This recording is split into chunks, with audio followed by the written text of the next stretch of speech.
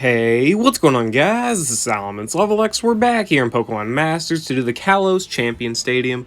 So this is the first time we've ever had the KALOS Stadium, and well, let's go see what we can do here. Obviously, we don't have Master Mode because it's the first week, but let's get as many types in as possible for the medal, and then we can unlock Master Mode later on in the second week, and then we'll do that then. But let's go ahead and get into the first battle of this week.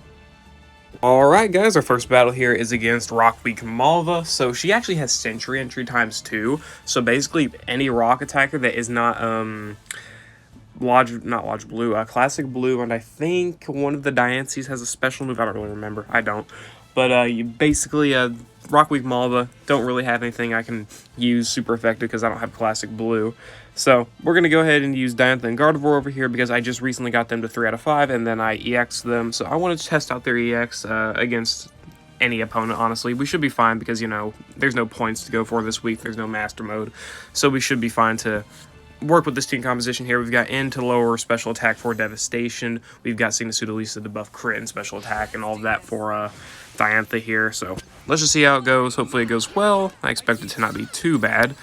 And then we'll go for a Noble Roar.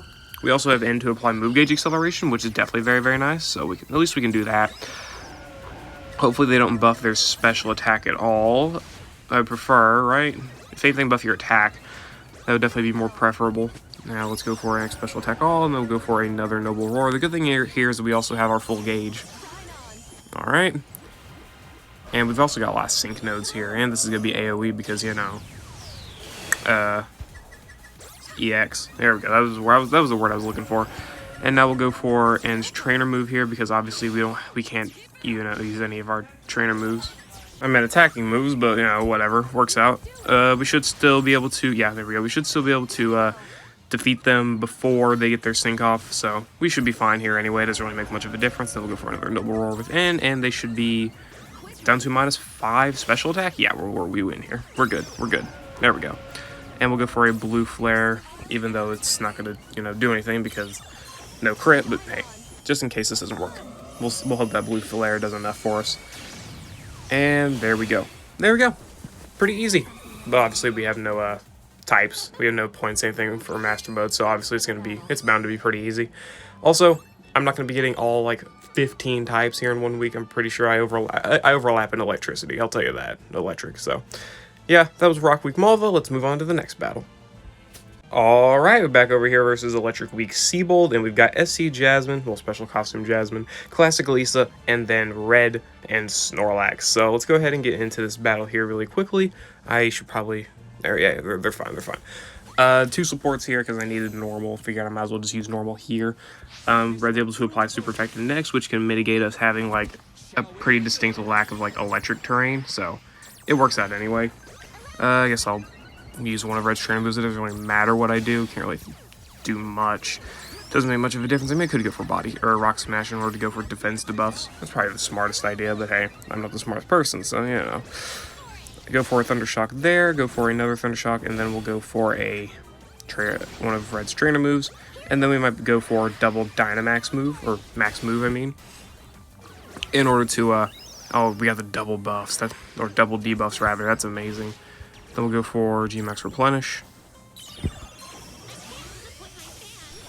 Alright, that's nice. One shot. Didn't even matter. Didn't even matter that I didn't get to use anything. I don't know why I went for Nuzzle, but hey, that's amazing. I still one shot. That's absolutely insane. Let's go for a super effective next on Lisa, and then we will use Max Lightning. That's going to do a small bit, but nothing crazy. Alright, they have minimal debuffs, but still debuffs nonetheless. And we'll go for a Rock Smash there. Max Lightning should just take him out instantly. Yeah, definitely. And Thundershock here. Sadly, I do not have any sort of propulsion, so we're still going to wait one more turn for our sync move, but after that we should be fine. There we go, defense debuffs, and then this Thundershock should obviously debuff all of the stats. And there we go, we should be able to get into this next sync and be done. This, you know, pretty easy Master Mode week here, obviously. Just, you know, having no, like, buffs or anything on the opponents just because of lacking Master Mode points makes this a lot easier. Really, really easy. And there we go. Dugong should be down. There we go. 38,000 damage. There we go. That was Electric Week Seabold. Let's move on to the next battle. Alright, we're back over here with Dragon Week Drasna. That's actually very, very fun to say. And we've got 2 Cynthias and a B. Yeah, that sounds like a funny saying. But yeah, we got Signasuit Cynthia and Lodge Cynthia, and then Palatine's B. B for attack buffs and all of that. We're going to be using Signasuit Cynthia as our normal attacker. I'm going to try to go for our Static Shock so we can get the, or Paralysis so we can get Static Shock multipliers. And then obviously we have Lodge Cynthia here just for, move gauge management, dire hit plus all, and stuff like that. So, should work out pretty well. Shouldn't be too bad. Should be fine anyway. And then let's go for Dragon Breath. Let's see how this goes. They did debuff our attack, but thankfully we're not using our attack stat. Go for Icicle Spear, I suppose. Doesn't really make much of a difference. And there we go. We got the Paralysis off. Gonna go for Paralysis on all of them because I really do not remember how this works. So can't do too much about that. Go for a Flinch, I guess, because why not? And then we'll go for a Clanging Scales. There we go. Astonish. Okay, obviously flinching doesn't matter, but we got the flinch off anyway. And Move Gauge Acceleration, and then Clanging Scales. Very, very solid damage for being a spread move, I guess. And I guess we're basically just kind of done here because the Static Shock multiplier should allow this thing move to do a lot of damage. And basically done already. Yeah. And there they go. And next Clanging Scale should be able to defeat them. Or defeat the Altare, yeah. There we go. So I guess it's Cynthia with no Dragon Zone.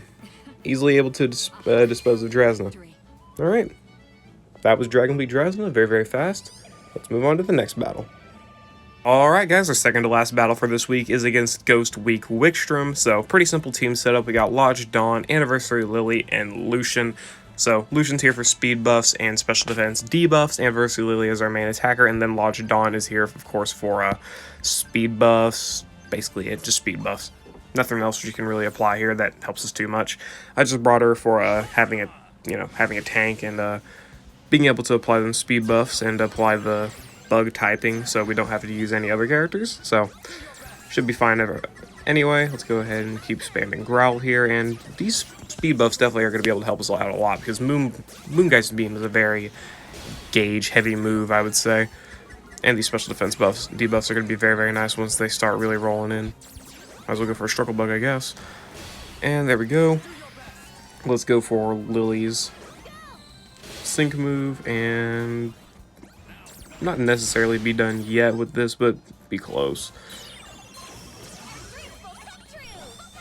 Very nice sync move animation for sure. They definitely love all of the Anniversary 2021 units. And there we go. This, of course, we're on the... Oh my gosh, look at the debuffs on that Metagross. Alright. This is the phase, or the parameter where we have, where like, if you defeat an enemy, then all of the stats are dropped by 1 for the opposing team, or whichever team loses the team member, of course. And this last Moongeist, we can probably kill this thing with a friggin' Moonblast, dude. I'm not surprised. I'm surprised that Struggle Bug didn't kill. What the hell happened? Okay, fair enough. Not all bad, because I can finish him off with a Sync move. Unless this Struggle Bug manages to kill, which honestly wouldn't be surprised at this point. Nope, not that strong. Fair enough. And there we go. Overkill with the Sync move. And ironically, Wickstrom was somehow the hardest, even though this is a very straightforward and easy team to set up. There we go, 20,009 damage. Alright, that was Ghost Week Wickstrom. Let's move on to Diantha. Alright guys, our final team here is against Diantha. We've got Flying Week. So we're using Palatine's Elisa, Champion Serena, and Sawyer and Honchkrow. So applying Dark, Water, and Flying, and obviously I just get to use another Elisa. We're using 3 Elisas this week. Very, very happy with myself in that. Elisa's obviously going to be the main attacker. You don't really need to do much else. I might not have changed her grid, but honestly it doesn't even matter. This stage is really, really easy, so who really cares, let's be honest. We'll go for a Dire Hit All, and then we'll go for Water Shuriken. Okay. Yeah, this stage is really, really easy, so it doesn't really matter what I do. It all just works out anyway. Go for Fly, and then go for another Water Shuriken, just get extra debuffs in, even though they're not really needed for Elisa's sake, but I just kind of like doing it for the fun of it. And Move Gauge Acceleration. Okay, pretty powerful Fly. And there we go. Now, let's use at least a sync move, and they should, honestly, at this point, just be gone. This should defeat them. And yeah, that was pretty easy finish to Flying Weak Diantha, but honestly, that's to be expected. Elise is a very, very great on-type striker. Gotta love it. I love this unit. Love flying types.